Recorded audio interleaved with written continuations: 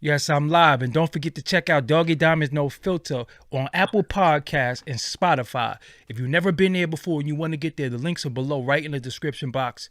You cannot miss it. Also, for only $100, I promote whatever you need on my social medias and my website. That's my Twitter, Facebook, Insta Stories, YouTube community, and my website, like I said, www.doggiediamondstv.com. Hit me up on Instagram at Doggie Diamonds for your promo. Serious inquiries only. Must be Cash App ready. Also, if you was a member of the channel, you want to rejoin the channel, you can do that now. The memberships are back. Or you want to become a member, the memberships are below. Just join to become a member right now. You get exclusive stuff. Also, if you need anger management, domestic violence intervention, life coaching, Corinne Blaze Johnson can help you. Hit him up on Instagram at Corinne Blaze Johnson for your assessment now. Let's go. I promise you, this will be something you will never forget. This is very random. Never done before. Very random. It's about to be crazy. Thank y'all for joining me tonight. Hit that like button as you file in. I'm live on YouTube, on Facebook, on Twitch right now. So make sure you file in. All right, we gonna build. All right, stop the music. Stop the music. What's up, everybody? I go by the name of Doggie Diamonds. This is Doggie Diamonds TV. I'm laughing already because y'all are in for it. So my guests, are you ready? Yes, I am. All right, she's ready. All right. Introduce yourself to the people. What's your name? My name is Fly Time. Fly Time. Where you from? Brooklyn. You know where it is. What Fort part? Greene. Fort Greene, Brooklyn. Fort Greene, where the girls are mean. So you from the Fort Greene area or the Fort Greene projects? Which one is it? I'm from the Fort Greene area. I'm really a side block chick. Okay. Brownstone thug. Brownstone thug. All right. So I'm here. I've been grabbing people off Facebook saying who want to go live with me. I want to talk to some women. So this is one of my, long time. How long we know each other? I'm up there in the 40s. But how long we know each other? Mid-40s. How long we know each other? Oh, good 30, 35 years. Okay. I'm not a troublemaker no more. Now I stopped. I'm reformed. I don't get into trouble no more. I don't do none of that. Oh, me neither. Yeah. I've learned my lessons. So you just coming home from work?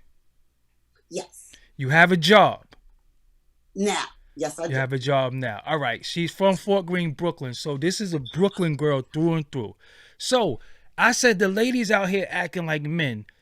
What do you see going on out there? First and foremost, they are too fluent with their bodies. They're very fluent with their bodies.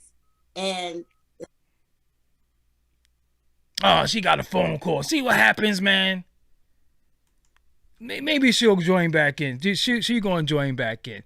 I'm gonna give it to you from my perspective. She had to put her phone on, then do not disturb, and get the people not to come in. But she's definitely gonna come back, right? If y'all watching on Facebook right now, come over to YouTube. I'm gonna cut y'all off. Shout out to everybody on Twitch. Maybe she'll join me in a few minutes. She should be able to come right back in. We had a difficult time with her joining in the first place. So, hopefully she'll come back. She should be back though. But this is what I wanted to say, man. I don't know what's going on. It's like some gender thing going on right now. A lot of ladies got the mind state of how men are described, they're supposed to think. I see a lot of ladies acting like that. The way some men grew up, it was like a concubine thing. It was like, you have your, they call them kills now. You got, you did this with this one, that. I'm starting to see ladies think like that. What the hell is going on? On for real, what's going on? Because I'm starting to see ladies deal with a bunch of lame dudes and acting like they got one up, and dude was a lame. But they feel like they came up because they got something out of the deal. They might have got a meal out of it. They might have got different things out of it. So they feel like they came up. All right, she's back. You back. What's going on? You gotta put it on, tell them to chill. You know what I'm saying? So sorry I got disconnected. Yeah. So what you said was going on. What's happening? I feel like the women are too fluent with their bodies. That's number one, right? And what I mean by that when I say that is that, on every social media, we're twerking, we're dating like we're dudes. We're changing dudes like, you know, like their underwear or cars. And I think that we lessened ourselves and we made the men the trophies instead of us being the trophies because of how we handling ourselves. We're handling ourselves like we're men. I think it's because we're making more money now than ever before, so that we think we can call the shots. And there's nothing wrong with calling the shots, but that there's a difference between in gender, a male and a female, right? And that's purposeful. We nurture and you guys protect. And I don't think we're letting you guys do that.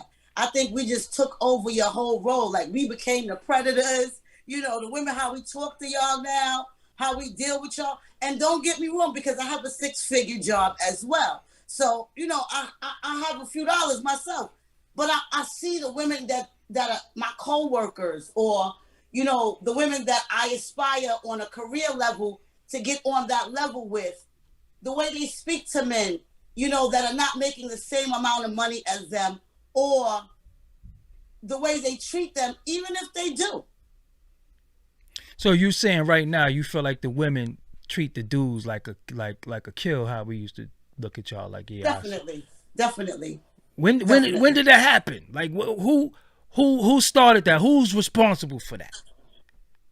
I don't think it's a responsibility. See, I'm not gonna place that blame on anybody, because a lot of the time with the separation of our families, we had to resume that responsibility of head of household. Even if we didn't want to, we had to. Got you. So once the men came home, we was already head of household for about 10, 20 years. So now it's like giving back over the crown to somebody when you've been holding the crown or you've been holding the championship belt for about 10, 20 years. That's hard to give it back now. I blame Section 8. Oh, shit. Nah, Section 8 be getting chicks gas. They be like, yo, my crib. Man, your rent $35. Calm down. I blame stripping. You think it's stripping? But you know, stripping them bitches is making a hell of a lot of money. They getting their bodies done, and they saying, fuck what these niggas want. I'm doing what I want. But you giving me some change, or you gonna get the fuck up away from me. You know, you gotta respect it. But stripping ain't hit New York like that till like the past 10 years. Stripping wasn't always a New York thing. All my girlfriends that I knew that I sold shit to, that I took, they were strippers, baby. Damn. And they bought the top-notch shit. I knew they had cash, and they was spending it, baby. I go over to Jersey, and them bitches was buying me out. Damn. Well, I don't want to ask you. I come from Boston. I don't even make it back to New York. Once I hit Connecticut, my car was sold out. You was borrowing stuff from stores. That's what you was saying. Yeah, I was borrowing back. Okay, you know, when I borrowed stuff. Yeah. I sold stock in certain stores. All right. So you dealt with some lanes before. Keep it real. What you mean, as far as not living up to their what I thought was their man responsibility? I'm talking about lanes. Yeah, you dealt with lanes before. So why did you deal with lanes? If you know all this stuff, why you fell victim? I fell victim because it ain't much to pick from. Damn. It ain't much to pick from. The pickings are small.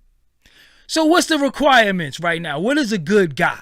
Because when you're a good guy, it seems like women don't even appreciate that no more. They want fantasy. They want a dude who talk it but don't walk it. And by that time, you realize he ain't walking it.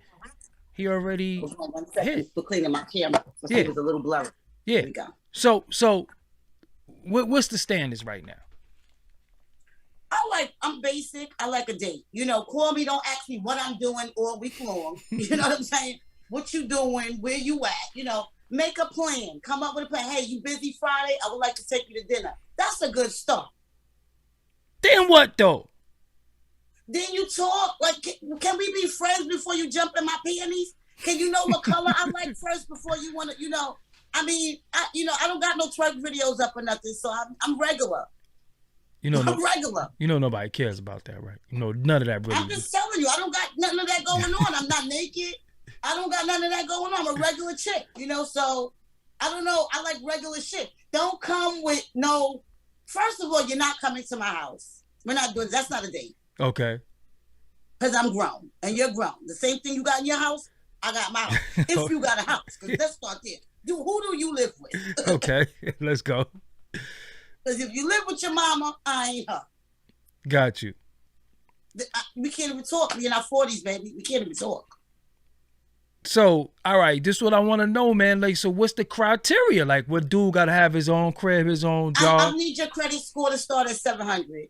I need you to be in the 700 in my age range. I need you to be in the 700 range. Okay, just start there. Let's start there. How you ask a dude about his credit score? When does that conversation come up?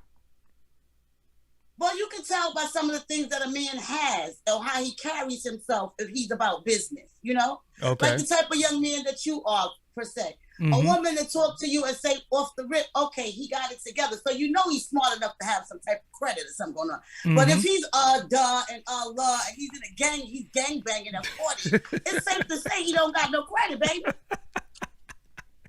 So if you gang bang, your credit is trash. No, you gang banging, you're off the list.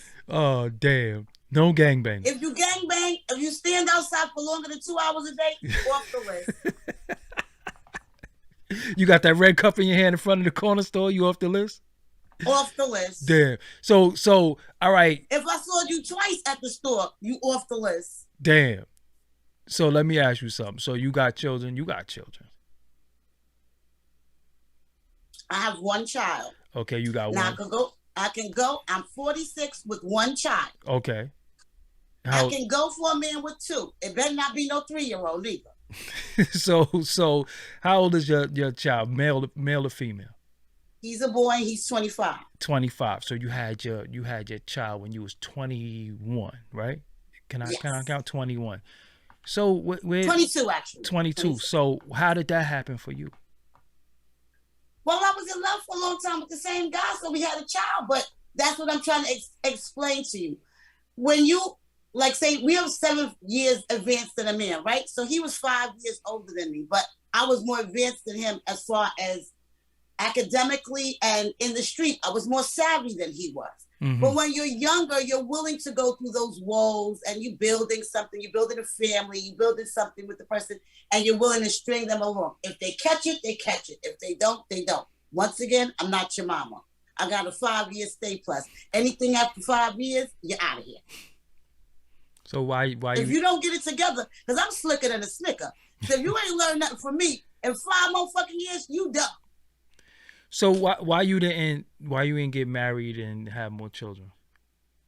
I did get married. Okay. I didn't have more children because I was waiting till my first child was 10 because I was in school, you know. Got you. So I was in school and in the street and in school. So that took up most of my time. And when I said, okay, when I get this degree, I'm going to have another baby. But then I got more engulfed in the street. So what was you doing in the street? What was you doing? You know, I did a host of stuff that I paid a heavy penalty for. So, you know, that shit was it. I mean, it was it was a fun ride. Don't get me wrong. It was a wild ride.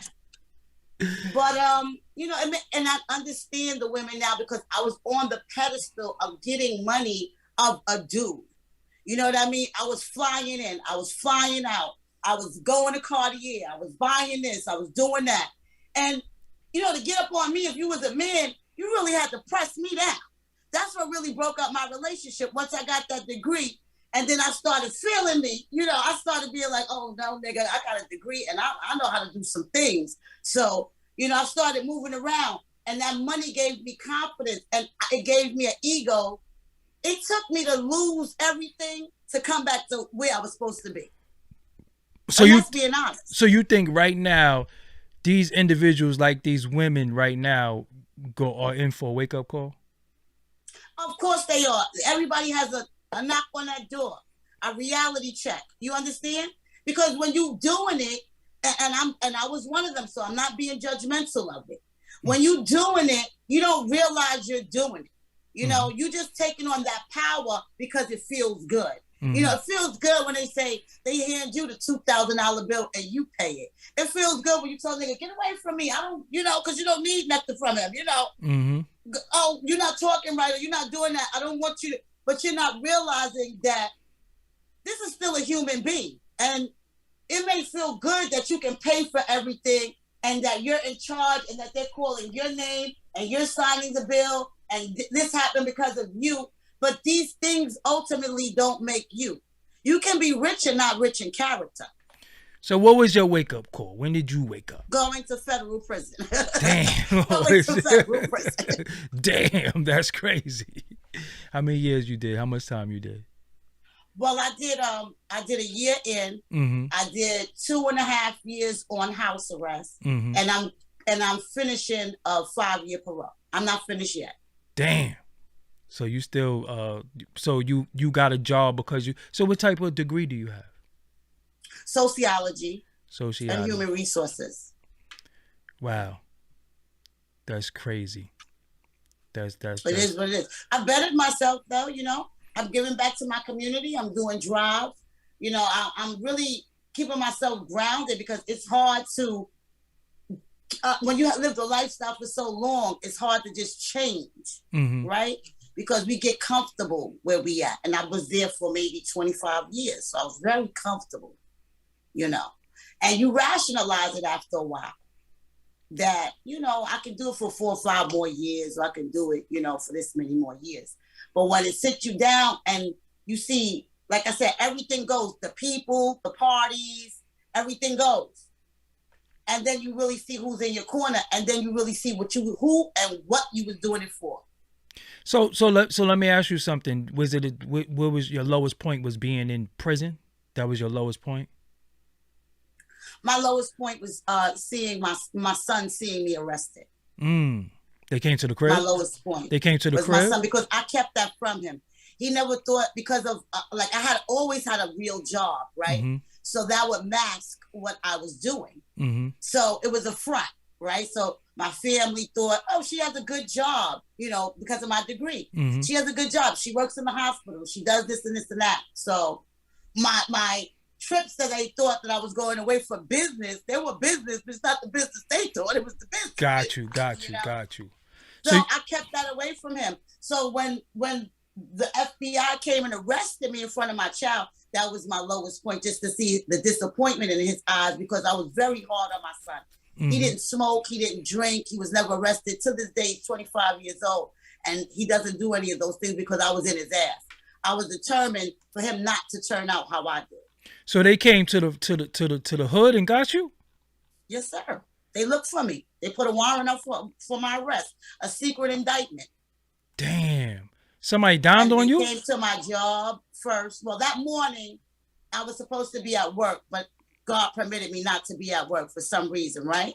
Mm-hmm. So I wasn't at work. They had come to my job, and someone from my job, a girlfriend of mine from my job, said, bitch, I don't know what you did, but you need to run.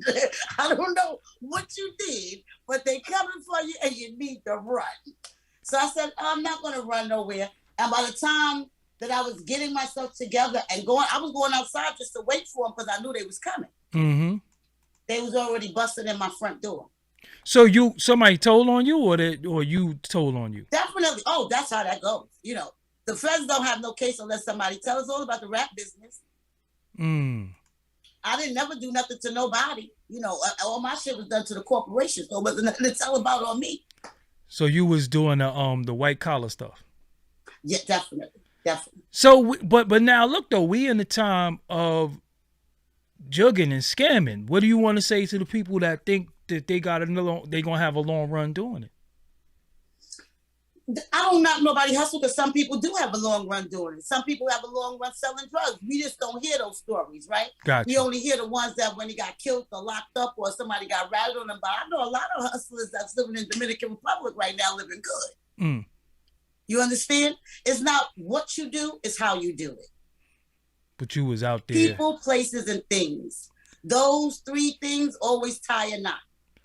But you was out there fronting. You was fronting. You was living it up. I was living like a dude. I had my pics. I was on a yacht. I was, getting in the parties and doing all the shit and buying all the watches and, living life. That's how life goes when you end the game. So when they caught you, shit come like a new tomorrow. When they got you, how much did you have money, or you had a lot of merchandise? I had my account seized. How much money was in the account? How much money was in the account? Several. Well, my bail was $100,000 cash. They didn't want nothing else but cash. Let's start that off, because the Fed started for $75,000. God. Then they held me for a couple of months just to go through my finances because I came up with the cash. I never went upstairs in the building. When they arrested me at court, you know, they don't expect black people to have that money. So my son came with the checkbook. They said, yeah, let her go. Then they came back and got me said, we got to freeze all your accounts. How much money was in your account? It was a few dollars. Damn. It was a few dollars. Few I dollars. ain't gonna hold you. It was a few dollars. So you didn't have the money to defend yourself then? I have money to defend myself. Luckily, I have money in other places. So I have money, not all my money in one place. You never put all your money in one place, of course, you know. And I have legal money that they just couldn't see that I had proof of this income. You know, when you have proof of certain income. But it took me a long time to prove that income because even with that, they didn't unfreeze my accounts to damn near a year later. So yeah, if I didn't have cash on hand, I would have been in a bad situation. I don't know if they have legal aid lawyers and feds. I don't know, but it's a must for a paid lawyer. So I don't know how you get out of that if you don't have a paid lawyer. So if let me ask you something. So if you had if you had a daughter opposed to a son, would you been different? Would you like raise them different? Like what would you have done different, or would you have still been in that? I life? wouldn't do nothing different because mine went to the best schools. You know, he can drive a Mercedes now. You know, I wouldn't do nothing different. You know, he got a house that's paid for. You know, I wouldn't do nothing. That's why I said it's people, places, and things, baby. Mm-hmm. You understand? There are people that live a life and they live under the radar and they don't, not to say they do everything right, not to say they do nothing wrong, mm-hmm. but you don't know what they're doing because they minding their fucking business and they ain't broadcasting. So let me ask you something. But if you had a daughter and you had to educate her on the life based off the topic, what would you say to her? I'm giving her the game because I'd rather have the game than fuck and be on her back. You see what I'm saying? I don't want my daughter on her back. Well, you ain't having no kid. I don't want my daughter on her back. You ain't having no daughter now. You a little up I'm there, just telling you. Yeah. If I had a daughter, she wouldn't be on her back.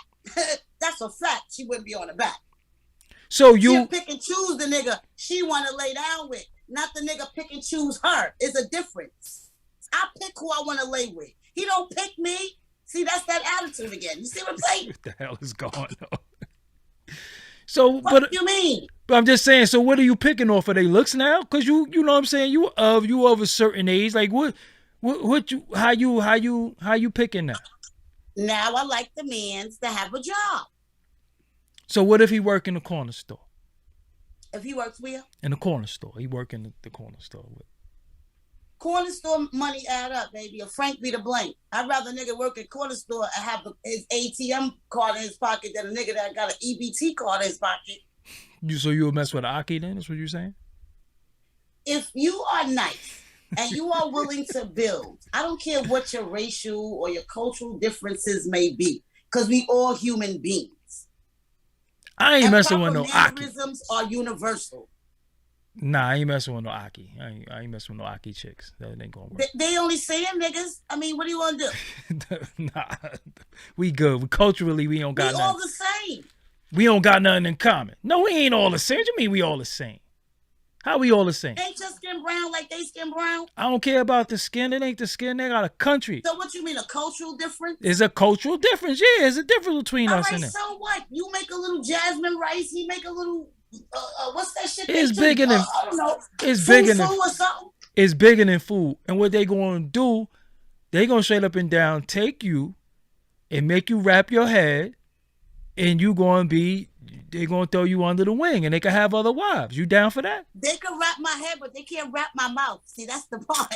They can wrap my head. Some women gotta learn how to be quiet, man. You gotta learn how to be quiet. So, are you with the Arabs or are you against them? Because then you said they wrap their wives up and you want us to be quiet. I mean, I don't understand. No, why would I be with them, though? I'm not an Arab, though. That's their thing. I'm not but you're with their ideology. No, I'm not with their ideology at all. I'm not with them at all in no way, shape, form, or fashion. So you don't like the fact that their wives are wrapped up and quiet? I don't care whether their wives are quiet or not. That's their thing. That's their culture. What I'm saying is that if you go to their culture, then that's what you have to deal with. I don't care what they do in their culture. But that's not necessarily true. Just because they believe in Islam doesn't mean that they're devout Muslim. There's two different things. How many Muslim texts are there? My son is Muslim. He was born Muslim, and his woman is not Muslim. She's Christian. She's Christian. What I'm saying is that you ever seen them Arab countries how they treat their women? There's like, what do they call those people? Extremists, right? Mm-hmm. There's all extremists in every religion. That's borderline cult shit. That's not even religion no more. That's borderline cult shit. Because no religion doesn't say you treat any human being unfairly or unjust or whatever. So if those men are doing that, that's just because they're control freaks. That has nothing to do with their religion. They're hiding behind religion because they're weak ass motherfuckers. But that has nothing to do with their religion, because there's plenty of Muslim men that they listen to their wives. They respect their wives. They don't have 6 wives like you think they could have 6 wives. No, the Quran says you can have as many as you can afford. Not many men can afford more than 1 wife. Yeah, but they don't know that till they try to do it. No, you do know that. You know economically, because you have to treat all your wives the same. That's the thing. So if you buy 1 wife a house, you got to buy another wife a house. If you buy this wife a car, you got to buy another wife a car. So that's the part the ignorant motherfuckers, they miss over. They just say, oh, I can have 6 wives. No, nigga, you can have as many wives as you can afford. You see them Muslim bitches, they be shopping with Chanel bags on their arm. You got them fucked up. What, the ones in Dubai, something, but they can't drive, they can't even show their face. What are you talking about? The ones in Dubai show these bitches in America a run for their money, and they covered up. So that should tell you something. A man respect you covered up, but a man don't respect you showing your whole ass, and that's what you want? You dumbass. So you willing to be... This man is buying this girl all the same shit you got. And don't think under that garm they not busting, baby. Because under that garm, when they take that shit off, ain't nothing but titties, pussy, and ass coming up out of there. So that's why them niggas is buying that shit. So you trying to say you willing to be a wife? Yeah. You gonna buy me a house and a car? And yeah. So it's a money. It's a money thing. You got your own money. It's a money thing. You got your own money. I got my own. I don't got money like them motherfuckers. I ain't got no Arab money. You ain't got no, but they got a corner store. They ain't got no money either. You know all that money they got back in Yemen. You better stop playing with all that gold they got back there from Gaddafi. Nah, we ain't doing no lamb over rice, man. We not doing that. Stop messing with the Akis in the hood. The man is gonna come with a dowry, with a box full of gold. I'm taking it. I'm like Ginger from Casino. I'm taking it. So that's equivalent. So it's a money thing. That's what you're saying. It's bread. It's nice. Look, when you're the person, I've been in both places, like I said. So when now it is your turn for somebody to say, oh, here, let me put something heavy on you. Let me take care of the bill. Of course, every woman wants that. Every woman wants that. But it's the fact that, like I said, we didn't have the man around, so we had to assume that responsibility. And because of it, we got comfortable with it. But if I had a man that say, come and snatch all the rounds and do everything, hell yeah, I want to sit with my legs closed and let him take care. I don't want to talk to nobody. Let me drive my new car, please. So you ain't got no man now. That's what you're saying. You ain't got no man. I have a significant other. He's doing real nice right now. So how you sitting there talking about you mess with an Arab dude if you got a man? He ain't no Arab. I was talking hypothetically, okay. And I'm not married at this point. I'm dating, so let's. So all right, so dating. I gotta know what dating does. Dating means you're dating one person or multiple men? I like to date one person. Once again, I go back to the old school. I like to date one person at a time so I can see if it's real or if it's not. So how long does that take to find out? How long you been dating this person? That depends on, because the dating depends on the bond. You could date for like 4 months, 3 months, 2 months, 2 weeks, and figure, oh, I want to really be into this person and have a monogamous relationship with them. Or see where I'm at is, I just came out of house arrest and a situation. So okay. Right now, I just want to, if we could go out to dinner, that's great. If we could, watch a movie, that's nice. Let's take a car ride, that's awesome. But I don't want to get into nothing too heavy right now because I got to get off this parole. Damn. So, I got to get off. All right, so let me ask you something. How long you been dating this guy? Off and on 3 years. So how you know if he the one? It's been 3 years. I'm thinking he's the one. He stuck around this long. Look, he did. I'm going to be honest with you.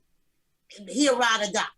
Because I gave him my synopsis right out. And he was like, okay, no judgment, no nothing. Like, all right, that's what really made me like him, because he kind of like waited. He pushed up, but then he backed up off me.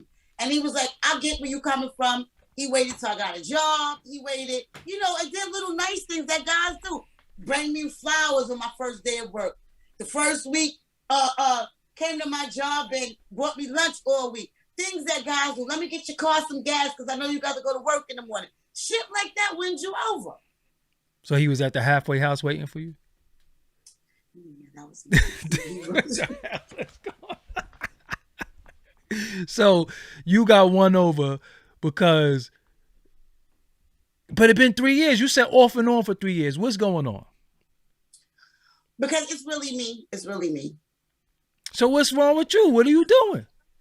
I don't think I want to fully commit until I get off of this, because I don't think I'm going to be the best me I am until I get off of it. I'm giving like a portion of me I can't give because I'm on this. Like, we can't do trips.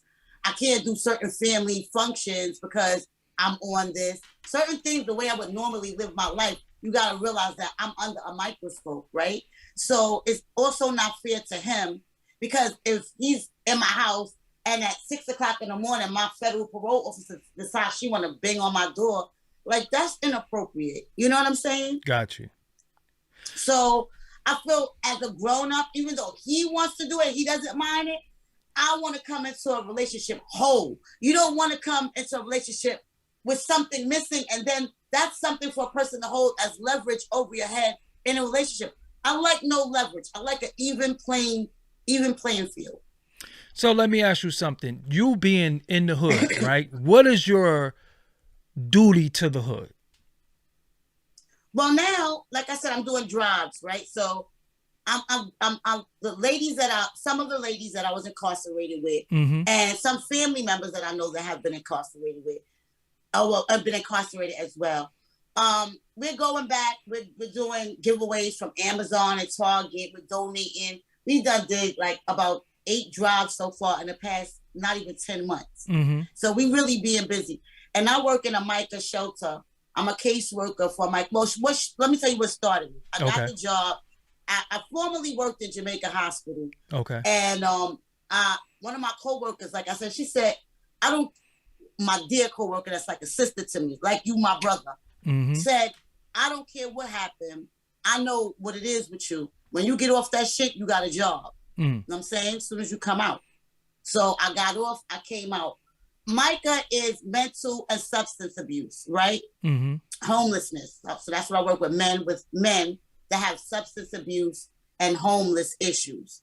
So substance abuse and mental issues.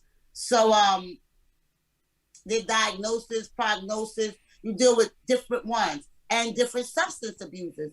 I started to take a liking to these fellas. A lot of them was just coming home from jail. A lot of them didn't have family. A lot of them was young. I had one OD on me that was younger than my son. And we walk around with Narcan on us and things of that nature because we in a substance abuse. With what on you? With what on you? Narcan. What the hell is that? Narcan is for when they OD on fentanyl or heroin. Okay. Or what's those pills, the Xannies and all of that, right? Got you. Those are opioids. So those opioids are counterattacked by Narcan. Got you. Okay. So, when someone ODs from like cocaine or something, you can normally wake them up through like doing CPR or like putting cold water on them. That's why we keep ice cold water on every floor. Gotcha. But when you're doing fentanyl or heroin or Xannies or any of those controlled substances, it's very hard to wake you up. If you know what I mean, you're like out. So Narcan counters that. It's like a counter for that. Got you. And you can do up to 6 to 8. Well, they say 6, but I had clients that I've done 10 Narcans to wake them up.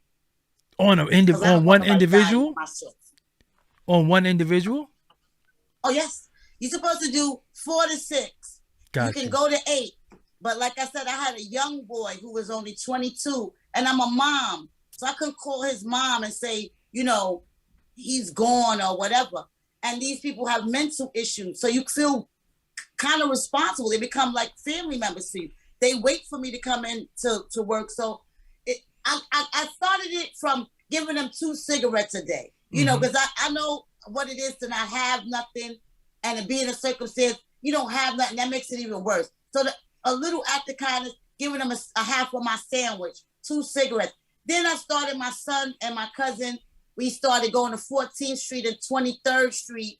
I would go to 34th Street and buy, you know, the wholesale T-shirts, panties, toothpaste, whatever, and make bags and give them out on 14th Street, 23rd Street, 34th Street, 42nd Street on my days off. Mm-hmm. And then on Atlantic Avenue, you know, the big one we got on Atlantic Avenue. Yes, sir. Uh-huh. I'll go on Atlantic Avenue and do that because I can't do it on at the shelter that I work for because that's nepotism, right? So I can't do it there. So I would start doing it because I wanted to like bring my son's sneakers and they said, oh, you can't do that. But these people need this stuff. So I just started going to other shelters that I had worked with before and standing in front of there and just giving the stuff out. Interview clothes, oodles and noodles, you know, whatever I could do, whatever they could, a comb, excuse me, I'm choking. A comb, stuff that they could do on their own on the street where you could just add water to a cup of noodles, right? You don't need anything. A hot cup of water, you don't need anything. You could I put a bottle of water in there, that'll wash you down. One you can wash down with, I put 2 bottles of water, one you can wash down with, and one you can drink. Got you. So I put small things like shampoo, deodorant, soap, just things that every day to get you by for every day. So now the more I did it, the more family members and people that I was incarcerated with saw me doing it and said, come on, let's do it. We're with you. They started coming out with me on the weekend. They started, you know, making, and it just became a thing. Well, reason why, you know, some people wonder who you are and why you're here. First of all, I know you for a very long time, from around the way, down the way, but also around the way. And I interview a lot of rappers, entertainer, who's who, but we do have regular people like yourself that's going to sip on some Henny, smoke a stove, and be regular, but do stuff in the community because there's more people like you than there are rappers.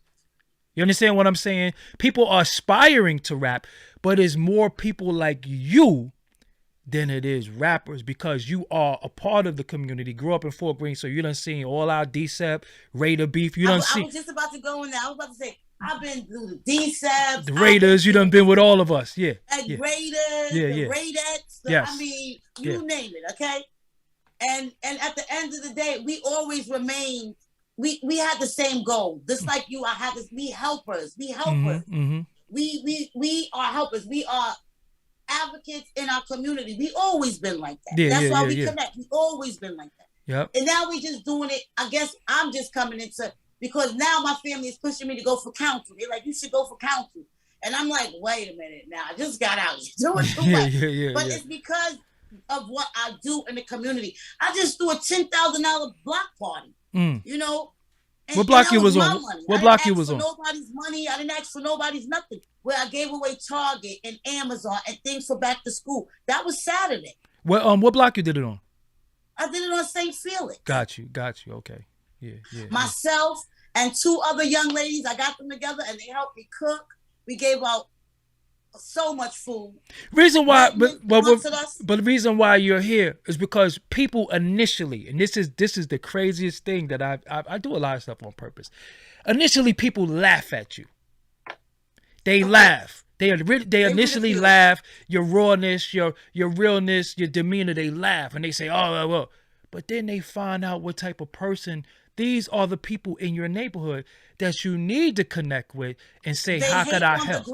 This is what I'm saying. Yeah. You know what I'm saying? That's what it is, baby. Yeah. Malcolm X was hated. Martin Luther King was hated. I mean, they hate on the great, baby. Jesus was hated, baby.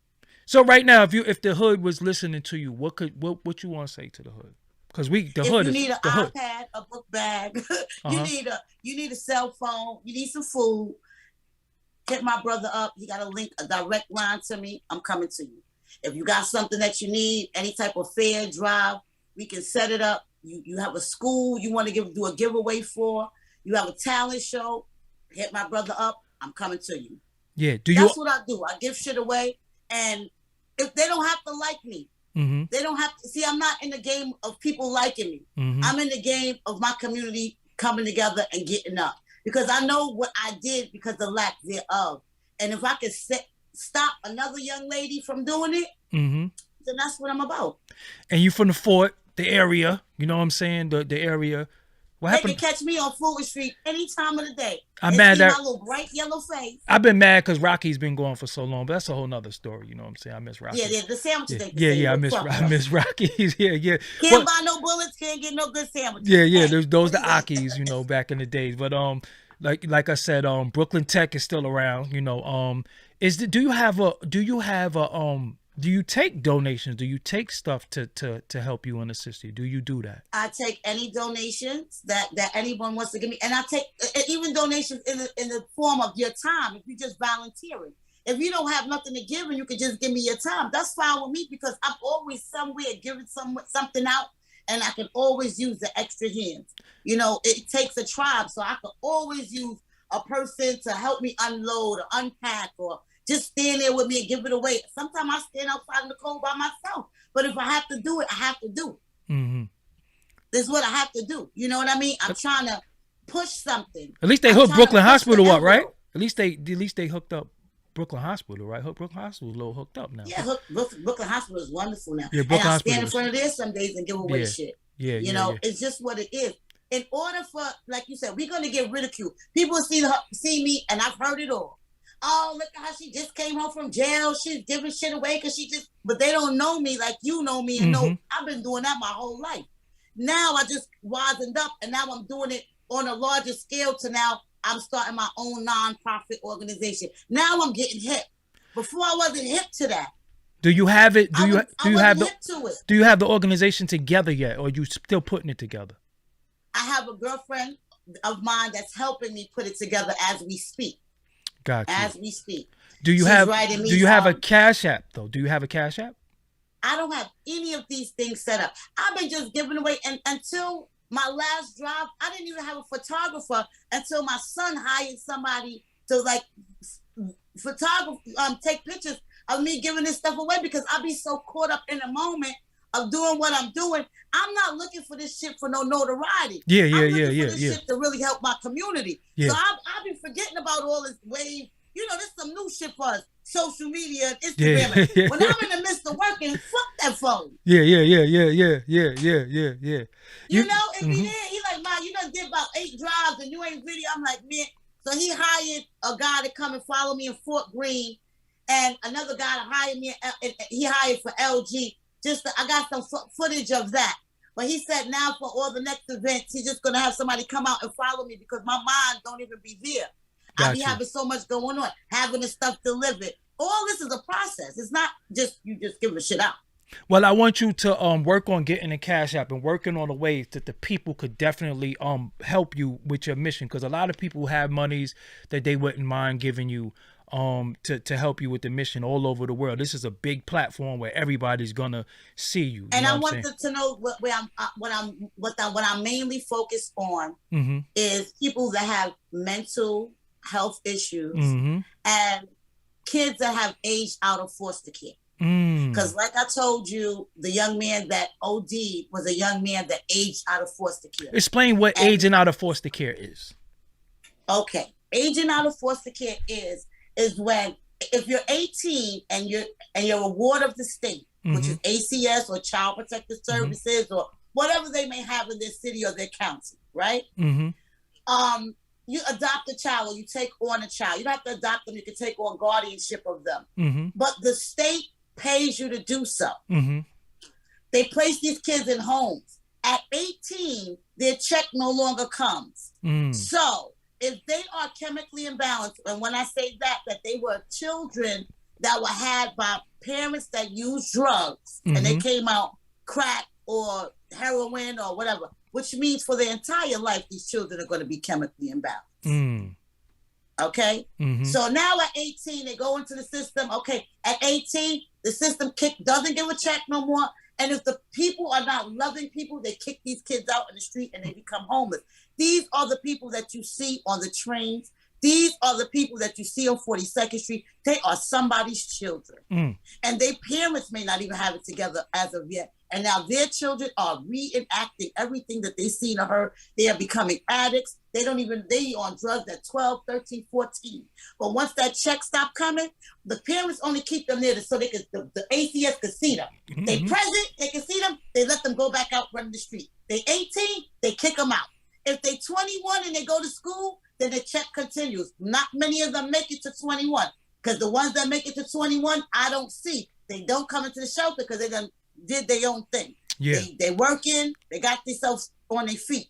We don't get many of those. Those are few and far in between. And so Ty, let them know how hard that shelter life is too. That's like being in jail. That's we have children that have aged out of foster care that are in an all-male facility sheltered with men that have mental health issues and substance abuse issues. And what they do, they look for the youngest one there because he's getting an SSI check, and they turn him on crack. They turn him on fentanyl. They turn him on heroin. He don't know no better because he's a product of it already. So it's a state of euphoria for him.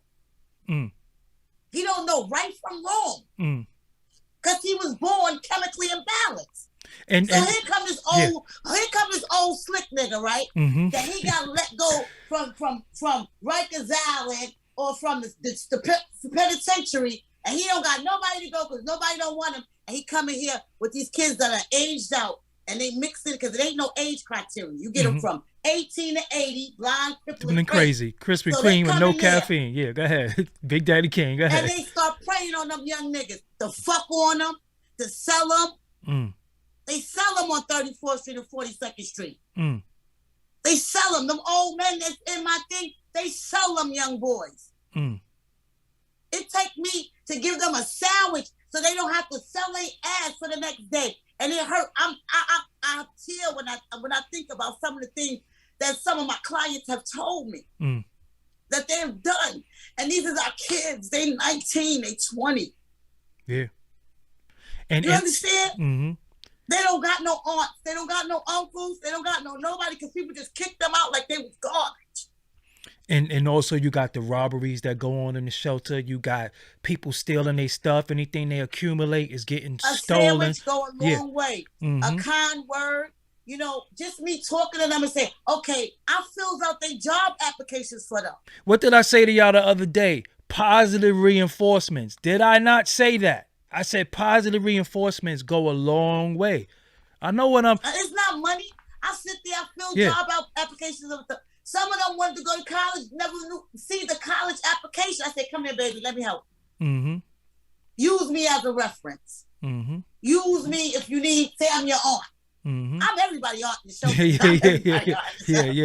Yeah. But you know what's funny though, Ty, is like how the audience and the way people retain stuff. I knew where you was going with because I know what you do, but I didn't tell them that. You understand what I'm saying? I didn't tell the audience. I wanted to extract it from you because, again, when we see people, we initially laugh and make fun of the situation. Then when you start pulling back the layers of what individuals do, you say, oh, wow, you a real one. But at first you was laughing because we don't give people a chance. You know, I laugh and joke. That's how I hide. Yeah. You know, we've been doing that for a long time. So I try to laugh at myself before you laugh at me and make me mad because I turn into a hawk. Facts. So I laugh at myself first. You know, it's a joke. It's nothing wrong with good humor. But at the same time, I let whatever I've been through become my triumph. My testimony became my triumph. And I'm still working. I'm still a work in process. That's not, you know, I'm not done. I'm not complete. I'm still working on me as I'm working on other people. I'm working on me. Do you have any way they could get in contact with you, though? Because they're going to be asking for you. Is there any way that they could get They have my Facebook. I got to make a professional thing because, you know, but they have my personal Facebook. I'm an open book. I'm really an open book. So I don't care if they look on my Facebook because what I do is what I do. The truth don't change. No, I've been tested, tried and true, baby. So the truth don't change about nothing they see about me. And listen, she from the hood. Like, she from my hood. You know what I'm saying? So this is not somebody I just random person. This is somebody from my hood, in which I got to understand in my community, even though a lot of times there's been a lot of war and fighting, we all grew up with Biggie in the hood, Little Kim in the hood. Oh, we all from the same neighborhood where this is the way of giving back by giving y'all the information that y'all that what's going on in the hood. Because a lot of times you hear all these stories, but this is testimony from somebody who's out there amongst the people. Her, Blizz, people like that who's out amongst the people. We hear from celebrities, we hear from entertainers, we hear from people who have all types of stuff, and you laugh. But this is what's going on in the hood. Have you been in any women's shelters? Yes, I worked in women's in need for a while as well. So that's why I go to whatever clothes I have and stuff. I go over there to East New York on Pennsylvania Avenue, and I give them clothes for interviews, or I give them so much stuff just to have every day to make them feel good about themselves. Because if you look good, you feel good. You know what I mean? What are some of the things clean. that go on in the women's shelters? Oh, the women's is worse than the men. That's why I transferred. Yeah. I mean, I went back to jail. Yeah. But I know you see the. But you know the thing about it is that look, I don't discriminate and I don't judge, because everybody has a story. That's what it's about. It's not for you to judge, it's for God to judge. So if you call and you need, I'ma appear. I ain't gonna fulfill your drug habit. Now. Yeah, gotcha. I ain't gonna buy you $5 worth of crack. Yeah, gotcha. I'm not gonna do that. Gotcha. You know what I'm saying? But if you need some clothes or something, I'm not gonna see you without. If I got it, I'm not gonna see you without. I'm gonna pull up wherever you at. Where you at? You need something, you in distress, you need a Metro card because you got a job for the week, you ain't got no way to get there. If I gotta drive you there, I'll drive you there. Like, it's about us building each other up. You see this gentrification, it doesn't include us. Facts. It excludes us. Facts. So if you wasn't having this forum right now, and knowing the people that you know to say, this is where I'm from, I grew up with Big, I grew up with Kim, I grew up with and all these people did the same, motherfuckers will be laughing at you too. Yeah. Thinking that you wacky tax. You went to Sarah J with us? Yes, remember I got kicked out? Oh yeah. What junior high school you went to? 113. That's where I know you. What floor you was on? First? Satellite West. You was on the first floor. Yeah, you was on there with Trife. You was on there with Trife. Yeah. That's all right. Now, yeah. You know Mr. Steer, the dancer? I was in media. I was on the smart floor. Oh, you're bad. You're bad, boy. No, that was Crest. That was the bad floor. That was my cousin Soup. I was on the good. You was writing.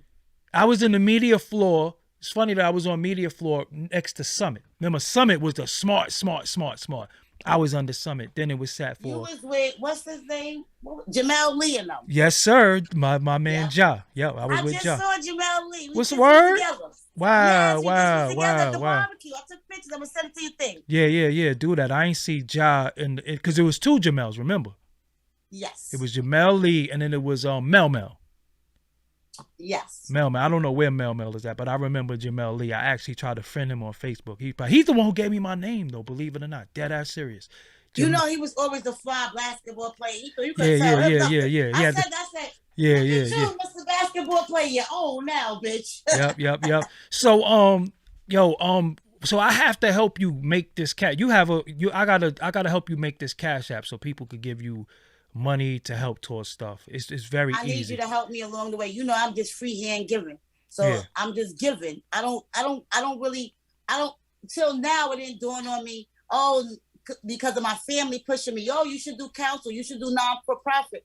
I'm just giving. I'm just doing what I can do. I realize now that it's a business, but I'm just in the business of helping. I'm a mother. Yeah. Before I'm anything, I'm a mother. I'm a woman, like you said. So I'm not going to see nobody child that's motherless remain motherless around me. Got you. That's not going to happen. Well, how I tell you I am with the babies. What did I say to y'all? All the children is your children. See, you saying a lot of stuff that I already told them. All children is mine. I feel like that. I'm not walking past no baby. If everybody got ice cream, that baby wants some ice cream. That baby gonna get some ice cream. Right. Because when I grew up, when we went on trips, we all went on trips. No child was left behind. That was the era, though. That was the era. That was the era. Your mother sent you with an extra sandwich for me. Yep. Mine sent you with an extra sandwich for me. We traded. Yep. And we gave somebody else 2 sandwiches when we had extra sandwiches. You had clothes. Give them clothes. Go take them clothes down the hall, down the block. You know, that's where we grew up on. And this is the separatism and the where we at now is why we are the way we are now. We became individuals. I don't give a fuck about nobody. It's just all about me. Nah, we got to start spreading that love again. And that's why because I want them to know, we just decided to do this maybe about like an hour ago. Like, we ain't been planning this Really, for right off days. of work. Yeah, right. She was right home from work, and she was like, "I'll go live with you." I was like, "All right, let's do it." You know what I'm saying? And You know, you my brother. yeah, yeah, So yeah, yeah. if you need me to come stand there with you, I'll be like, all right, be quiet. It's about support. And if I'm not supporting you, who I'm supporting? I don't know them fucking rappers. I know you. Yeah, facts. I don't know them niggas. Them niggas is not doing nothing for me. I don't know them. We from an era, we don't coattail. Yeah, I don't coattail no nigga I don't know. Yeah, I facts. respect a nigga I know, and I know put in work. I know if a nigga come snatch my purse, you knocking him out. Facts. I don't know that rapper. I don't know him. He ain't getting past us. You know what I'm saying? I don't know him, and that shit is fraudulent. I didn't see no work that nigga put in. He paid somebody to put in. I didn't see your work. Facts. Even though we change people. I know the devil you know is better than the devil you don't know. That's it. Facts. So this is what I'm gonna do. I'm gonna you got my number. I'm gonna DM you, and what I'm gonna do is I'm gonna help you with all the stuff I need to help you with as far as getting the Cash App, because you got the phone. You can sign it right up to Cash App, and I'm gonna make sure the people send you stuff. And the next thing you have, we're gonna be able to make flyers and all that, because Tad is starting the youth group again. You know what I'm saying? So it's a lot going on. And I would love to, because Tad does a lot with that youth group. Yeah, I've seen him. I've watched him. He kind of inspired me as well. Yeah. You know, because he's an older brother to me, so kind of we're not that much difference, but. It's a look up to him because of how his change is. I'm saying, we was about that action. Exactly. for real. Y'all boys was some wild boys. You know, to see you doing this and to see him doing that, it's a very, it's an amazing gift. And Gutter's about to get down with it too. A gift from God that we can see all of us doing this right here. Because each one of us you just named should have been dead or had 1,000 years prison. And we was giving it up. And Gutter came out as with Tad. He want to do the youth thing too. So see, Gutter's about to join all that. Yes, too. I seen Gutter. He came. I did a drive in Big Park on his birthday. Yes. Mm-hmm. You know how I do it. Yeah. But I want people to know too. The people don't know that dope and heroin is big in our neighborhood. This methadone center on my block. Very the much methadone center's on my block, right there where where the park is at. Mad dope fiends out there. And that's the reason why I did it there, because the shelter I work for is down the block. Yeah. And all the clients that I have is on dope and fentanyl. And fentanyl is killing motherfuckers. Yes. Period. Yes. It's knocking you out. Yes. They putting it in the coke now. They putting it in shit they wasn't putting. It's in the weed now. They putting it in the weed. It's in the, listen, you better know the weed, man. Yeah, man. Yeah. So, yo, Ty, I'm going to hit you in a little bit. Let me sign out the show. I appreciate you. I thank you. I'm going to get your number in a little bit, and we going to put all this stuff together so my audience could assist you, because they will assist you. I got the dopest audience on YouTube. I love you, brother. Yeah, I love you too. I'll holler at you later on. All right, later on. All right. Holla back. So, look, y'all, man. Y'all think everything is funny, right? It ain't funny. I'm telling you, man. I know what I'm doing. I really do this. You seen, I don't know if that was the real individual, but you see people coming in the chat talking about, oh, this ain't content, this, that, and the third. I know what I'm doing. I've been doing this for too long. And how could you disrespect me? I paved the way for you. How could anybody disrespect me? I paved the way. I know what I'm doing. I paved the way. You understand what I'm saying? So again, I don't need validation from strangers. I have individuals who know what I was about in my neighborhood when I was out there on some, you understand what I'm saying? When it just is what it is. But we change people. I come before the people and I speak to people, and I got people in with a title, but I knew I wanted to give you what you want in order to give you what you need. Because everybody's sucked in by the negative. But then thinking you're going to come get some negative. I'm going to give you a little bit of that negative, but look how we spin it. I know what she do. I know what's going on with her. You know what I'm saying? I know what's going on. So anybody with these platforms, they sit there and I don't have time to listen to these dudes, because man to man is it ain't no competition with people. I'm just talking about as a man. We not even gonna play that. You know what I'm saying? So again, my thing is for the people.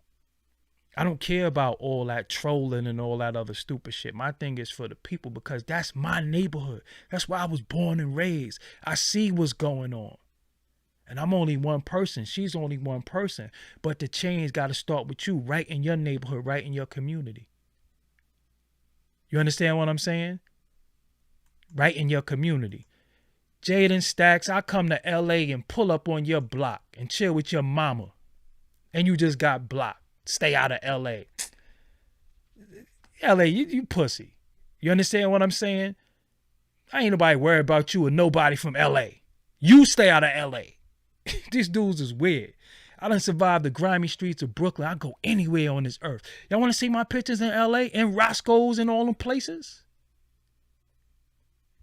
I go where I want to go and do what I want to do. You know what I'm saying? Why should I be scared of black people? And y'all think it's cute to have black people be scared of other black people.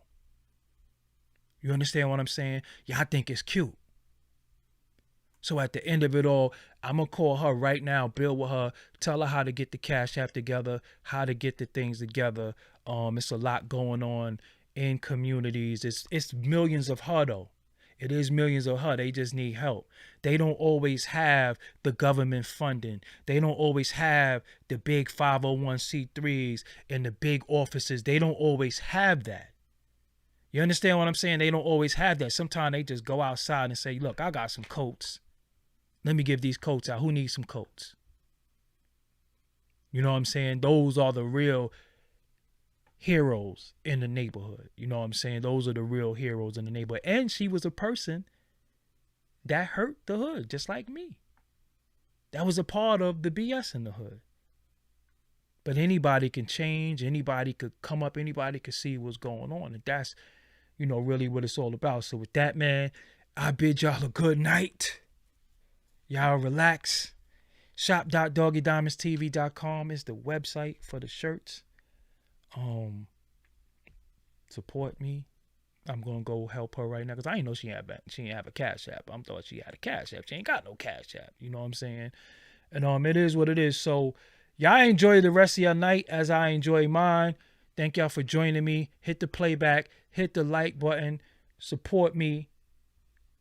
Because your support goes a long way. Trust me, your support is not about me. It's not about me counting money in your face, telling you I got this and got this. The support is for me as well as the community. You know what I'm saying? So, again, you're bringing nobodies on your channel. Who is this person? Come on, man. I know what I'm doing. I started this shit.